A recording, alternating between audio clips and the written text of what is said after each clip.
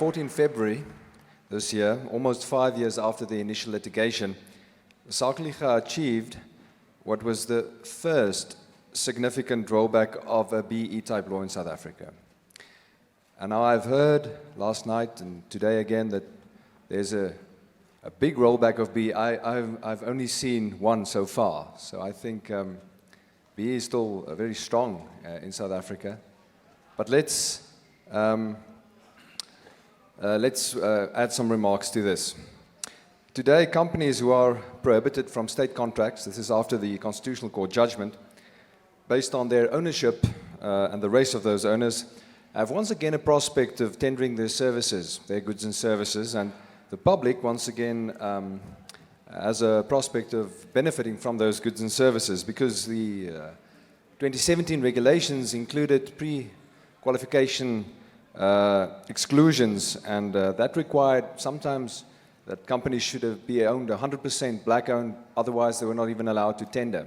That shrunk the pool of who could tender, and now there was a suspension of the order, but nevertheless there's the prospect of some enlarging of the pool, depending on, of course, what happens to the Amendment Act now.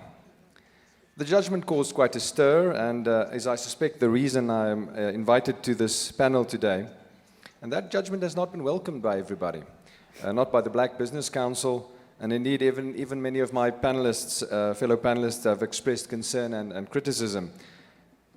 President Ramaphosa's reference last night to lawfare was most likely in reference to this case. Clearly, Sakeliga's take on the state of economic transformation, procurement, SME development, differs from many in the room. Now, given how different our views are, I wish to extend my appreciation to Mr. Matabane and the Black Business Council for this invitation to participate. I guess I was offered to offer my views forthright, and let me honor that invitation. I shall speak to the current state of affairs, and along the way try to explain why Sakeliga has decided that it must oppose the policy of BEE. There is some common ground, of course. One thing on which there is that BEE as a policy is not working.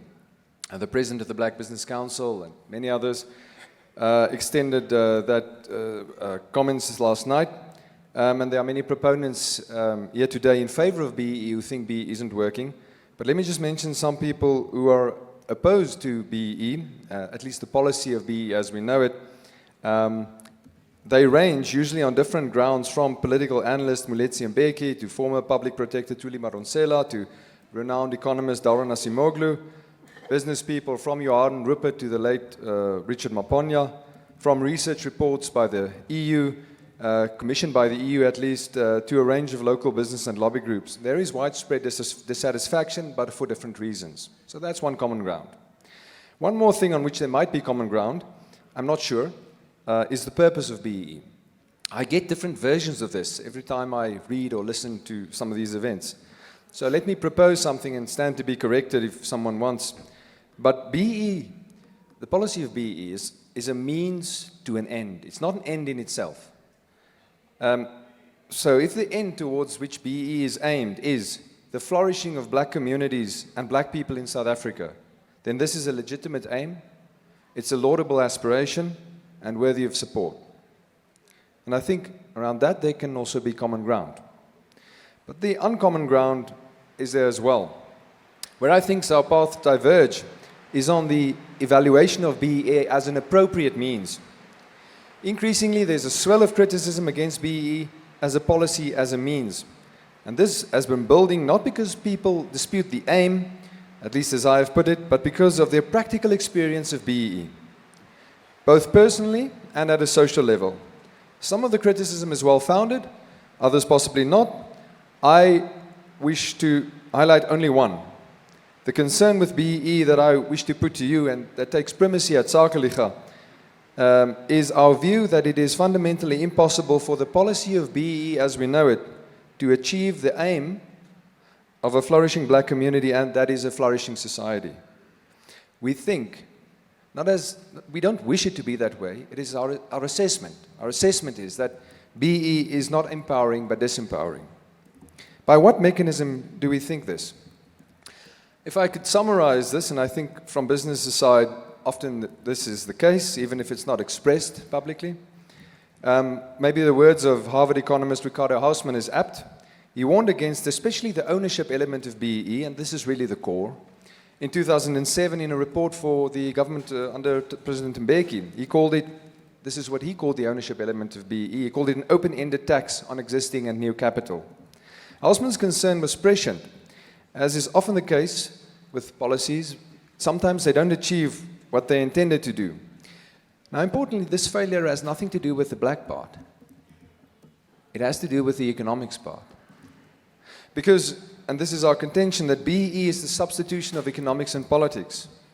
It is where we allocate capital politically instead of entrepreneurially.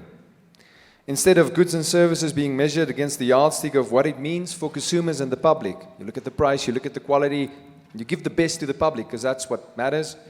We're adding layers of complexity. We add layer of structural cost to doing this, and along the way we crowd out real value generation, and we make some sacrifices on price and on quality, so we make some sacrifices for the public, the end to which we aimed. Now, as you listen to me so far, you may have noticed that I've not appealed to rights, and I don't intend to. I intend to say, and this is how we at Sakeliga try to look at this, what is there, what is in the common good? Rights arguments often become problematic. You will find white business people who say it's against my rights, and you will find black business people saying that it is, and there will be disagreement and agreement. At Sakeliga, we prefer this common good approach. And we say that the ultimate end of economics must be for the enrichment, not of the owners, not of the workers, not of the managers, but for the society. So our argument that this adds cost is the core of why we object. And let me just emphasize, and then I'll start to wrap this up, by saying that we can only explain BE's cost structure if we take into account all the pre-qualifications, all the competition authority qualifications on mergers and acquisitions, the point system, the discounts on price and quality in favor of ownership. All those must be adding cost because otherwise they would not have been necessary because the tender or the business would have been done otherwise. What is the alternative, one might ask? And last night, our program director asked that of me. Ironically, I think the future of real empowerment probably lies in something identified but rejected by the architects of BE 20 years ago. In the 2001 report by the Black Economic Empowerment Commission, chaired, as we would know, by President Ramaphosa, reflecting on about 300 major deals in the 1990s already, the report, BE deals, so there has been some BE deals, the report identified what it sought as a threatening development. It said, the new trend is to fund BE deals using a private equity model that insists on own contributions, sector focus and operational involvement by the BE company, and passes some of the risks to the target company. In other words, the BE Commission, at the founding of the BE Act, was not concerned that companies were unwilling to do business with black people, but about the conditions attached, the conditions of adding real value and having skin in the game. What does the future hold? Now, I might be wrong. Sakeliga might be wrong. We might be mistaken and misrepresent economics.